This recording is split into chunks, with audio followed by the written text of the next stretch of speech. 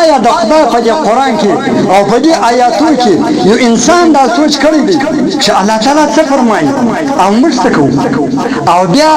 د دوزخ د بوټو په باره کې الله تعالی څه فرمایي چې وقودها الناس والحجاره وقودها الناس والحجاره وقودها الناس والحجاره. الله تعالی موږ په قرآن پاک کې بار بار فرمایي چې وقودها الناس والحجاره. دا دوزخ بوټ به یا انسانان او ډبرې، یا به انسانان یا به ډبرې، ګوټکې نه دي د دنیا لکه موږ و انګټي دا ګوټکې وراچو او یا دا لرګي وراچو، بلکې انسانان به بوټي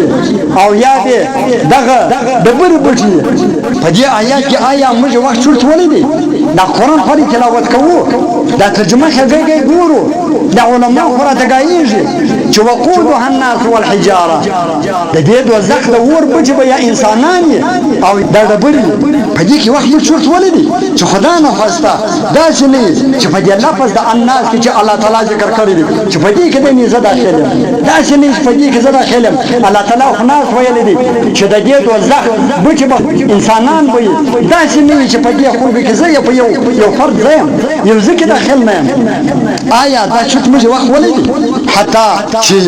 غروب غارې کړي دي دغه آیات چې غروب اورېدلی دي، غروب غارې کړي دي، د دنیا ډبرو غارې کړي دي، د دنیا ډبرو او غرو دومره شړلې دي چې په هغو کې د چینې اوبه نه پاتې شوي.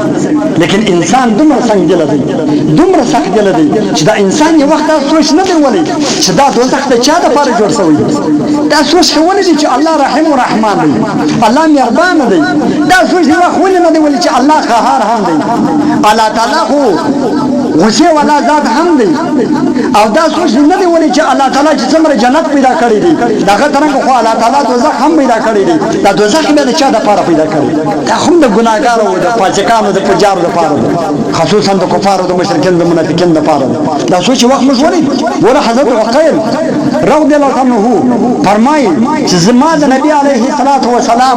درې معجزات ولیدلې.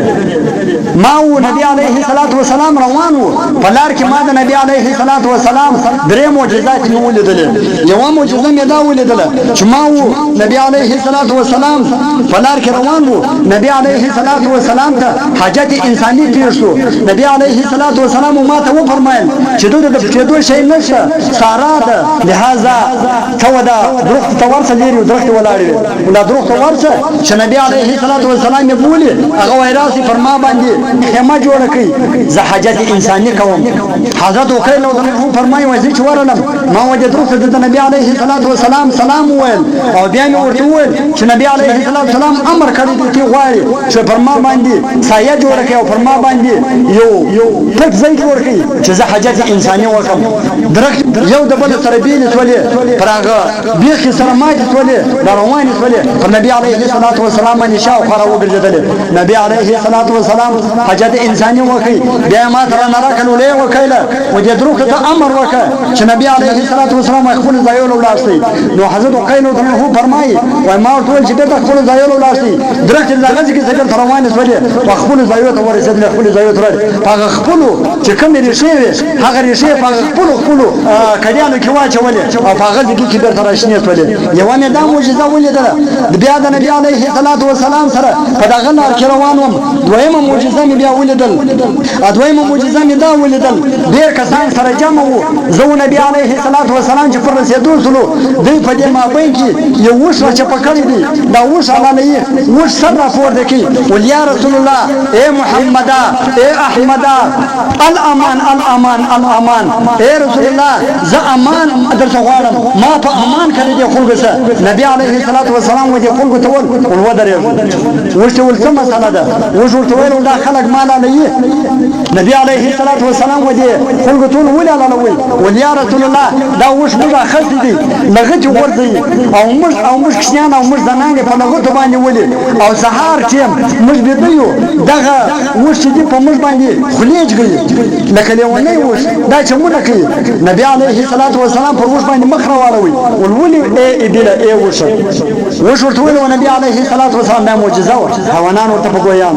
ول یا رسول الله دا خلک سهار ټیم منځله نه راپورته کېږي، ماخستان ټیم منځ نه کوي، زما دې د رب په ذات قسم یې، زما دې په هغه ذات قسم یې چې دې نبی پیدا کړی او نبی راستولی دا خلک لمونځ نه کوي زه سهار وختي چې د لمانځه وخت شي په دوی باندې خولې ژغوم سوکا سوکا او دوی په لغتو باندې سوکا سوکا ولم ولمانځه کې راپورته کوم او دوی وایي دا اوس پر ما باندې ظلم کوي نو نبی علیه الصلاة والسلام دوی ته وویل چې بله خپل لمونځ کوئ د سهار او د ماښتن جوماتونه به کوئ دا به نه پرېږدئ وسیله کوي وسیله کوي خلک ورسره ولاړ بیا حضرت عقیل عنه فرمایي وایي درېیمه معجزه مې بیا ولیدله زه نبی علیه الصلاة والسلام پر لار باندې روان و اچانک ما ته تنده پېښه شول زه تږی شولم ما ویل یا رسول الله زه تږی شوم د اوبو درک نشته نبی علیه الصلاة والسلام ویل دا پلانکي غره ته وخېځه زما سلام ورته ووایه ورته نبی علیه الصلاة والسلام امر کوي چې اوبه راکړه دی به اوبه ته راوغورځوي خپلې اوبه وڅښي حضرت عقیل عنه فرمایي وایي زه چې ودې غره ته وختم ما ودې غره ته د نبی علیه الصلاة والسلام دا فرمان ورسوي او بیا مې سلام ورسوي د نبی علیه الصلاة والسلام چې نبی علیه الصلاة والسلام پر دې باندې سلام کوي ای غرو او ما ته اوبه راکړئ زه تږی یم غره وژړل وایي ډېره وژړل او بیا ورته وویل پر نبی علیه الصلاة والسلام باندې زموږ سلام وایه ورته کله چې الله تعالی دغه آیات نازل کړی دی چې وقودها الناس والحجاره وقودها الناس والحجاره وقودها الناس والحجاره چې د دې دوزخ بچي به یا انسانان یا به ډبرې مالدۍ نه یي چې په دې ډبرو کې زه داخل نه یم ما د هغه ټیمه زما د رب په ذات قسم یې دومره مې ژړلي دي چې زما په نس کې خشاو باندې پاتې شوي لهذا اوبه په ما کې نه زده کنې ما به اوبه په هره کم باندې تا ته درکړې وایي په ما کې دومره اوبه قسم بلا که پاتې شوي ما چې دا آیات د هغه نزول په د وخت څه اورېدلی دي بیا ما دومره ژړلي دي چې زما په نس کې اوبه نه دي پاتې شوي غره دومره د دې آیاتو څه ژړلي دا انسان دومره څنګه لري آیا یو وخت دا انسان دا چورت وړی دي چې داسې نه وي چې په دې آیات کې الله تعالی دا ذکر کړی دی چې وقودها الناس والحجاره چې یا به د دې دوزخ بچ به یا انسانان او یا به ډبرې داسې نشي په انسانانو کې یو فرق نه دا چې انسان وخت ولې دا کدا غره چولې دا ډبرو ولې دي موږ خو ګناه ته په ګناه نه وایي او پر ګناه باندې دلایل وایي دلیل بیا وایي صراحتاً په قرآن کې یو شی منع حرام وي پر هغه باندې به موږ دلیل وایي او په هغه باندې به موږ فخر کوو حالانکه کوم څوک چې په خپله ګناه باندې فخر کوي ټوله کتابونه لیکلي دي د ما سره موجوده پراته دي لکه دا ژره خرول یا دا ژره کونډې کېدل په کور کې ژره وخورئ یا دا ژره کونډې کې د الفاظ دغه څرنګه لیکلي او بیا د باندې راوځي په دې خپل مخ باندې بیا فخر کوي د دې نور انسانانو پر مخ دغه سړی نبي علیه الصلاة والسلام وایي چې الله تعالی په ورځ د قیامت دا سړي ته معافي نه کوي موږ دا وخت په دې خپلو ګناهو کې چورت ولې دي په دې جنت او دوزخ کې مې وایي وخت چورت ولې دي د دې الله په قهر لفظ کې موږ چورت ولې دي د دې قهار صفت کې موږ وخت چورت ولې دي چې الله تعالی هو قهار ذات دی آیا داسې نه چې الله تعالی یو قهر را باندې وکړي تر موږ په زیاتو امتو باندې حالي قهرونه کړي دي څوک په هوا باندې تباه کړي دي څوک په بارانو باندې تباه کړي دي څوک په اوبو باندې تباه کړي دي چې باندې ذکر راولې ده تر موږ څه امتیان هغه چې کړي تباه کړي خو موږ به تر یو حد پورې بچاویو لیکن الله تعالی په اخر وخت نبی علیه الصلاة والسلام فرمایي چې د دې شوزو د راوتلو په وجه باندې یا د دې شوزو په پردګۍ په وجه باندې یا د دې شوزو به سترې په وجه باندې چې دا شوزو د به سترې کوي په دغه وجه باندې په دې امت باندې عام عذاب راځي د دې میړګانو باندې هم راځي د میړګانو تناسب د دې شوزو د باندې په څو کې ګرځي دا ورونه د دې تناسب د خوندې د باندې ګرځي دا پلرونه دې چې د لونې د باندې ګرځي دا پلارم په ځان باندې فخر کوي کدا ورور په ځان باندې فخر کوي کدا میړه په ځان باندې فخر کوي چې یو څه د زیارت په